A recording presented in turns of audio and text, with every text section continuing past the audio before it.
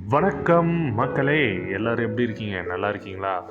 நாம் இன்றைக்கி ஒரு அன்பாக்சிங் பார்க்க போகிறோம். ஆமாம், நம்ம வீட்டுக்கு புதுசாக எல்ஜி டிவி ஒன்று வாங்கியிருக்கோம்.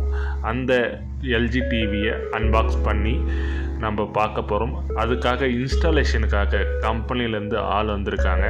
வாங்க இப்போது அன்பாக்சிங் பார்க்கலாம். ஸோ நாம் இந்த எல்ஜி டிவியை வால் மவுண்ட் பண்ண போகிறோம். ஸோ அந்த வால் மவுண்ட் பண்ணுறதுக்காக எக்யூப்மெண்ட்டு. ஸோ இது பார்த்திங்கன்னா தனியாக தான் நம்ம ப்ரைஸ் கொடுத்து வாங்குகிற மாதிரி இருக்குது.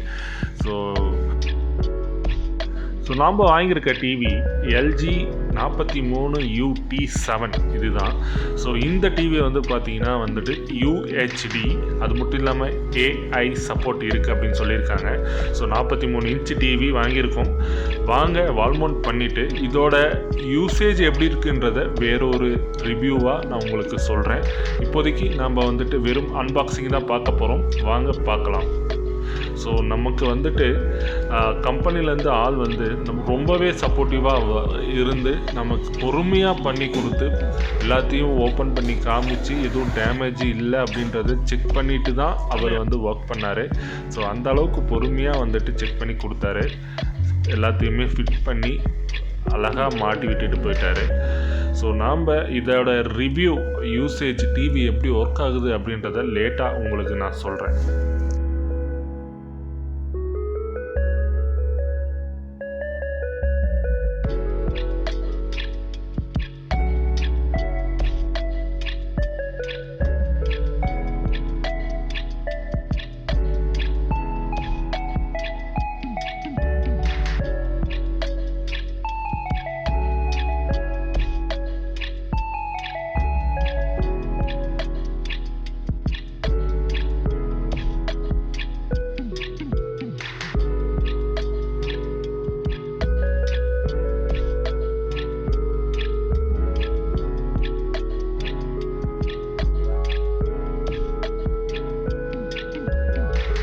ஸோ இந்த டிவியில் பார்த்தீங்கன்னா 3 HDMI போர்ட்.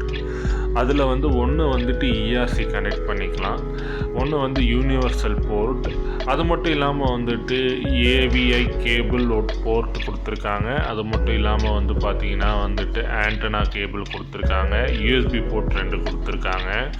ஸோ டிவி பார்த்தீங்கன்னா ரொம்பவே அருமையாக இருக்குது குவாலிட்டி.